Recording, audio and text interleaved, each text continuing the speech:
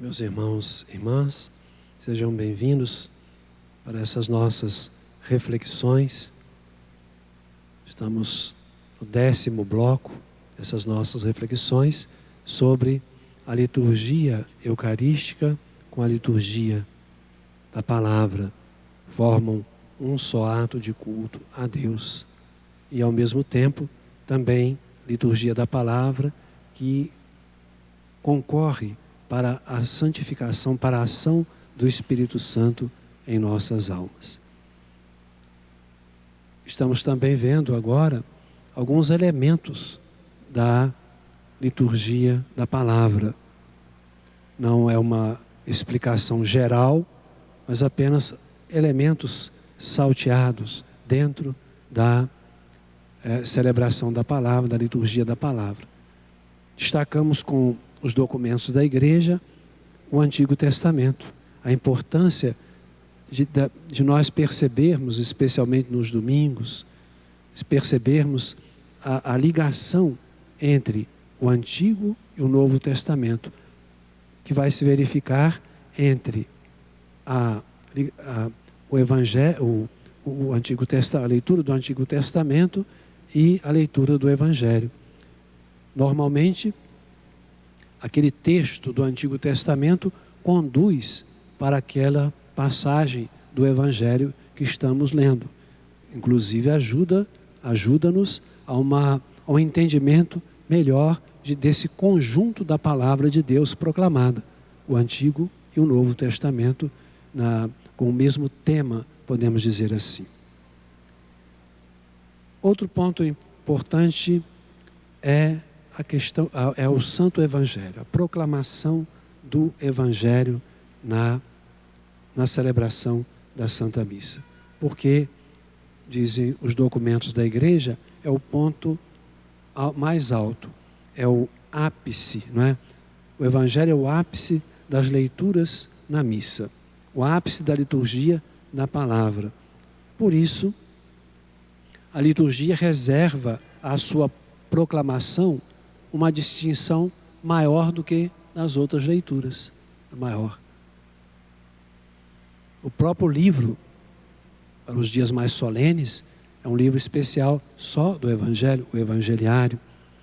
Então, o missal romano, a instrução do missal romano diz assim: a proclamação do Evangelho constitui o ponto alto da liturgia da palavra.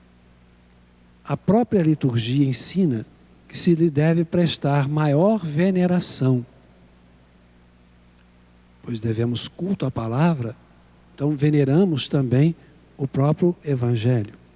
Uma vez que a cerca, não é, a proclamação do Evangelho, mais que as outras leituras de honra especial, tanto por parte do ministro delegado para anunciá-la, que se prepara pela bênção ou oração, como por parte dos fiéis que, pelas aclamações, reconhecem e professam que o Cristo está presente e lhes fala, e que ouvem de pé a leitura, ou ainda pelos sinais de veneração prestados ao Evangeliário.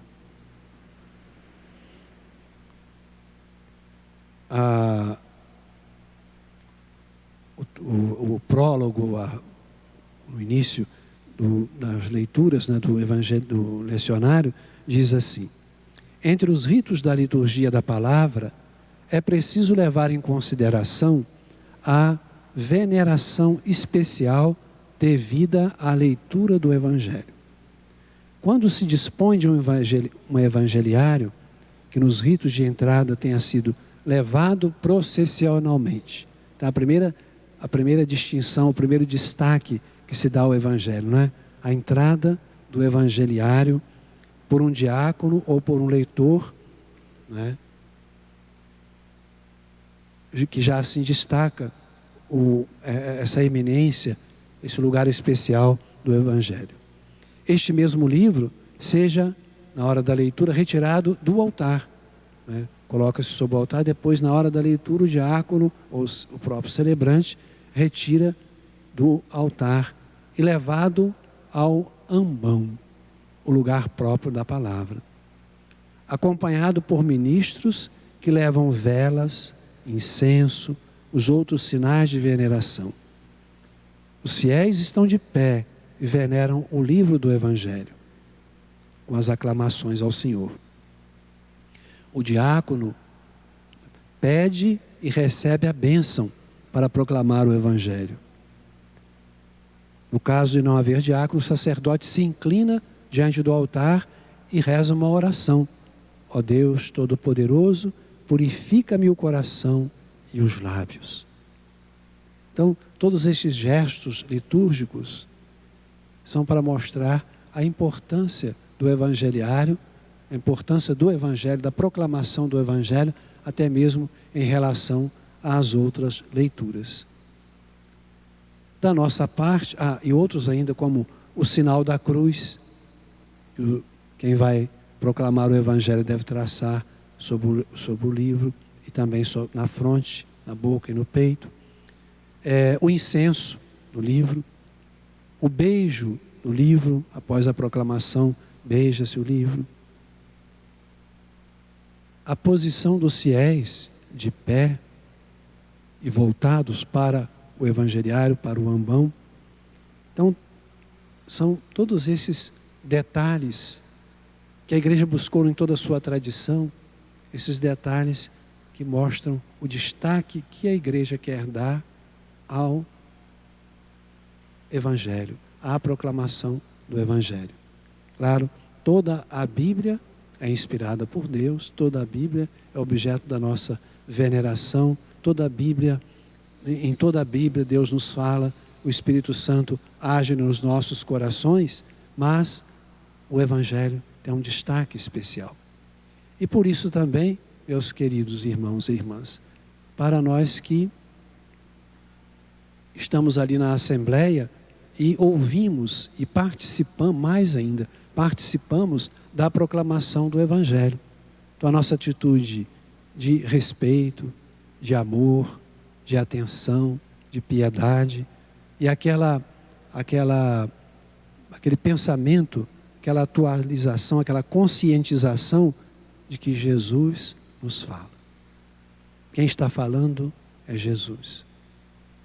O ministro que está ali proclamando, lendo, ele está como que emprestando a sua voz ao Senhor. É Deus, é Jesus que nos fala. E como já vimos anteriormente pelos documentos da igreja, não só fala aos ouvidos, não é uma voz que soa apenas, é uma graça, é uma bênção, uma graça que age no nosso coração. Saímos dali, quando participamos bem, enriquecidos, não só especulativamente falando, digamos, não só por um conhecimento maior daquilo que foi anunciado, uma recordação daquilo que foi anunciado. Não é somente isso. A graça agiu no nosso coração, porque Jesus nos falou. Enquanto Ele falava aos nossos ouvidos, o Espírito Santo agia e age no nosso coração. Outra coisa que deveríamos também destacar, muito importante, é a aclamação ao Evangelho. Que o Papa Bento XVI, melhor, o cardeal Ratzinger, nas suas colocações, ele diz que o aleluia significa aproximadamente louvai a Javé. Mas ele acrescenta que na liturgia da igreja significa muito mais. E é a palavra dele, intraduzível. O aleluia é algo intraduzível na proclamação da palavra. É o canto sem palavras, de uma alegria que não precisa de palavras, porque está acima de todas as alegrias. A alegria intraduzível de quem acolhe a palavra do Cristo vivo ressuscitado. Que bonito, né? Então, aquele aleluia, que às vezes cantamos, pode ser até um pouco distraidamente, né? Saber que aquele aleluia é uma proclamação de algo intraduzível, porque é o louvor à palavra de Deus. Significa algo intraduzível, canto sem palavras, não é, de uma alegria que não há palavras para exprimi-la. Como, por exemplo, quando Jesus anuncia a glória do céu, né? Não há palavra, nem os olhos viram, nem os ouvidos ouviram, nem o coração humano jamais pressentiu. Assim também nos encontramos na proclamação do Evangelho. O aleluia e as outras aclamações antes do Evangelho, diz o lecionário, devem ser cantados, estando todos de pé, de modo que todo o povo cante unanimemente, e não somente um cantor que o inicia ou o coro. A importância de todos nós proclamarmos, cantarmos com entusiasmo, com fé, o aleluia. A instrução geral do missal romano diz também assim: tal aclamação constitui um rito ou ação por si mesma, através da qual a Assembleia dos Fiéis acolhe o Senhor que lhe vai falar no Evangelho, saúda-o e professa sua fé pelo canto. Então, o aleluia é essa expressão de alegria intraduzível pela proclamação do Evangelho. Como nós devemos participar bem deste canto, saber que ele é algo litúrgico, não é uma invenção, não é algo alternativo, mesmo quando só rezarmos, mas é litúrgico, é da igreja. E terminada a leitura, a aclamação, né? Glória a vós, Senhor.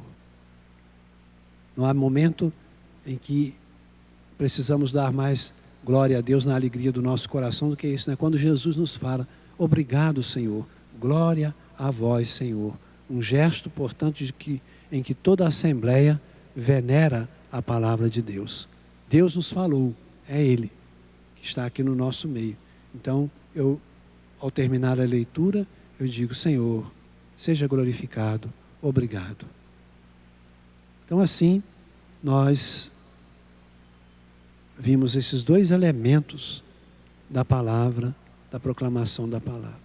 O Evangelho, com todos aqueles ritos, aquelas cerimônias que manifestam a sua eminência, a sua dignidade na celebração e sua importância na celebração, e o aleluia, que o acompanha, né, que o precede, para mostrar toda a nossa alegria ao partilharmos, né, a palavra de Deus, ao recebermos a palavra de Deus e a graça no nosso coração. Que Deus nos dê essa graça, né, de participar melhor do Evangelho. Que Deus nos abençoe então, pela intercessão de Sua Mãe Maria Santíssima, para que possamos viver cada vez melhor a liturgia da palavra e a liturgia eucarística. Amém. O Senhor esteja convosco, Ele está no meio de nós. Abençoe-vos o Deus Todo-Poderoso, Pai, Filho e Espírito Santo. Amém. Obrigado.